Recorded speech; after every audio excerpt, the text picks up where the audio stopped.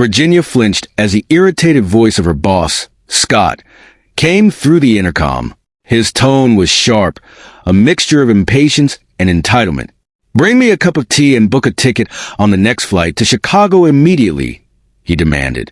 "Do whatever you have to, but I need to fly out today, got it?" His words struck with the force of a command, making her hands momentarily still before she collected herself. She had grown accustomed to his brusque manner, but it never failed to unsettle her. As she hurried to fulfill his instructions, she couldn't help the bitter thought that formed in her mind. If she had her way, she'd book him a ticket to somewhere far away and pay for it herself if it meant she'd never have to deal with him again. Scott's reputation for being a terrible boss was no secret. He was known for his arrogance, his unrelenting demands, and his complete lack of empathy. His subordinates could barely tolerate him, and when he was out of earshot, they didn't hold back their opinions. They mocked his personality, openly ridiculing the way he believed he was above everyone else. Some found entertainment in the fact that his wife was so brazen about her infidelity, a truth everyone in the office knew. Others whispered about his daughter, who was currently living in Sweden, attending one of the most prestigious universities in the country. "How's she even doing in school?" Barbara, the public relations specialist, asked one afternoon, her tone dripping with sarcasm. "That's why he keeps flying out there. Looks like intelligence isn't exactly the girl's strong suit," she added with a smirk.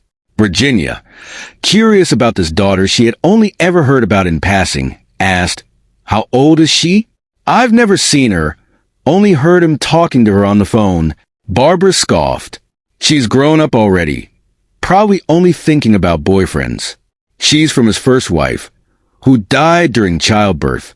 Scott raised her by himself, but once he married Angela, she insisted on shipping the girl off as far away as possible. And like the fool he is, Scott went along with it. He practically got rid of his own daughter, a young girl left without any parental supervision. Do you really think she's living wisely?" Barbara glanced at Virginia over her glasses, her eyes full of knowing cynicism. "Of course not. And with a father like that, you can't even expect a kind word from him, not even on holidays. Where did he get such arrogance? Must be from his own father, who was just the same. No warmth, no kindness, only pride."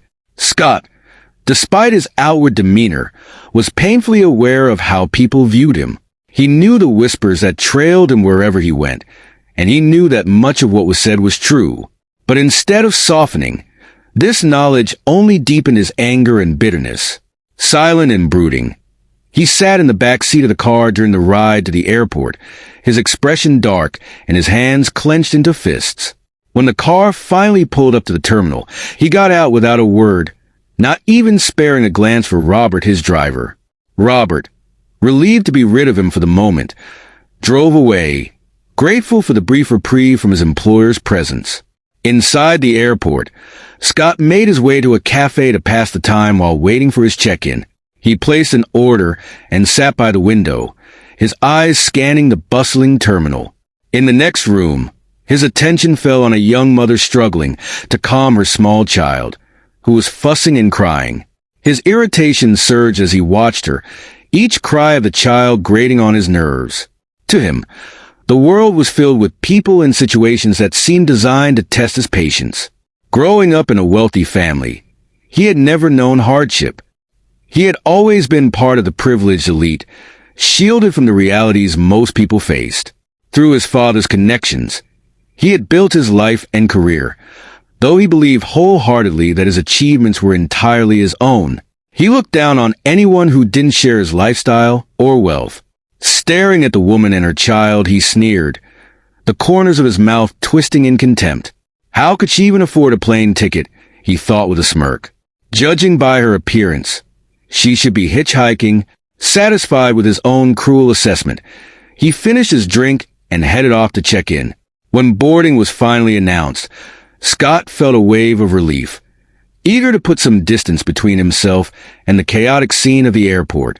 But as he stepped onto the plane, his eyes scanned the rows and his face fell in disbelief. There was no business class. Are you seriously suggesting I sit in the same cabin with all these people? He demanded, his voice loud enough to draw the attention of the nearby passengers. His eyes swept over the crowd with a look of disgust. Do you even understand who I am? The flight attendant, maintaining a polite smile despite his hostility, responded calmly, Our airline follows an equal treatment policy for all passengers, so we don't have separate economy and business classes. Everyone is under the same conditions. I assure you, this won't affect the quality of your flight. Besides, you should have been informed about this when your ticket was booked. Scott's face reddened and he clenched his fists. This is outrageous, he shouted, drawing more attention. Why should I tolerate such humiliation? No one told me anything, and my assistant was the one who booked the ticket. Well, she's in for it when I get back. That brainless hen. He continued his tirade, his voice carrying through the cabin as he ranted without regard for the discomfort he was causing. Just show me where to sit, he barked. The flight attendant, recognizing the futility of arguing, gestured for him to follow. She led him to his seat, but as Scott settled in, he suddenly stiffened, his face contorting with rage. The young mother he had seen earlier was seated right next to him, her child in her arms. You, he began, his voice full of contempt. You and your little monster. How dare you sit next to me? The woman looked at him, trying to remain calm despite his aggression. What do you mean? She asked, her tone polite but wary. You and that child. Scott spat, his eyes blazing. Get him under control or get out of my sight. The woman, her face pale and her voice trembling, replied, Can't you see my son is little and sick? We're flying to a clinic where they're expecting us. He's not well. Congratulations, Scott retorted, his voice dripping with sarcasm. But what's that got to do with me? The child, who had briefly settled down, started crying again, disturbed by Scott's raised voice. The woman tried to soothe him, but her hands shook as she cradled him closer. Can't you control him already? Scott snapped, his face twisted with annoyance. I've had enough of his wailing. People like you pop out brats and can't even raise them properly. He shook his head, his sneer deepening. As the mother's eyes filled with tears, her attempts to comfort her child growing more desperate. As Scott continued his relentless verbal assault, the exhausted mother seated next to him broke down in tears, her distress a raw and visible response to his insults. Each mocking word seemed to amplify his aggression, feeding into a vicious cycle of confrontation. He hurled insults her way with venom, demanding that the flight attendant move her to another seat. The flight attendant, clearly caught off guard and unsure how to manage such a difficult passenger, approached with a measured calm. Unfortunately, there are no available seats. The flight is fully booked, she explained, her tone attempting to soothe the escalating tension. I'm sure the child will settle down soon, and you'll be able to enjoy your flight. Enjoy? Scott scoffed, his voice dripping with sarcasm. I'm telling you again, swap my seat with someone else's. His tone was sharp, laced with indignation. That's impossible, the flight attendant replied patiently, striving to maintain her composure amidst his hostility. I'm sorry, but the flight is about to take off. I cannot offer you another seat, nor can I move the woman with the child. Please behave sensibly. Sit down and fasten your seatbelt. Takeoff is in a few minutes. However, if you prefer, I can speak with the captain and arrange for you to take a different flight with more comfortable conditions. Her attempts to reason with him were met with further anger.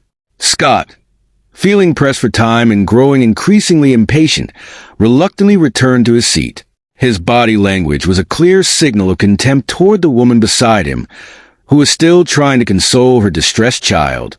Frustrated, he pulled out his phone, eager to vent his anger on his secretary, whom he was convinced had intentionally booked such uncomfortable tickets out of spite. Just as he began typing a furious message, the same flight attendant approached him once more. Please turn off your phone. The plane is preparing for takeoff, and according to regulations, all mobile devices must be switched off, she stated firmly, her professionalism unwavering. Scott, already on edge, jumped to his feet and nearly lunged at her, his fists clenched tight in anger. Are you out of your mind? Do you have a death wish? Why are you pestering me? I'll do what I want. Your job is to push the drinks cart, so stick to that. You'll be out of a job by tomorrow. His voice was loud enough to draw the attention of other passengers, who began murmuring in discontent. One elderly man spoke up. Hey, why don't you take it down a notch? This comment only fueled Scott's fury. He snapped back at the man, his anger spilling over into aggression as he attempted to grab the elderly man's arm, escalating the tension in the cabin.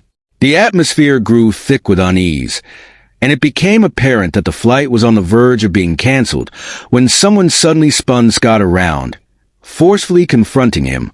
Standing before him was the captain, a tall and imposing figure with a military bearing and a stern expression that commanded immediate respect. In a cold, firm voice, he addressed Scott directly. Listen carefully. This is my plane, and in the event of an emergency, I expect every passenger to follow my crew's instructions. Your disrespect towards them is a disrespect towards me, and a threat to the safety of everyone on board. Scott opened his mouth to protest, tucking his phone into his jacket pocket in a feeble attempt to regain some semblance of authority. However, the captain raised his hand, cutting him off decisively. I'm not finished. Your apologies mean nothing here, and you're not going anywhere.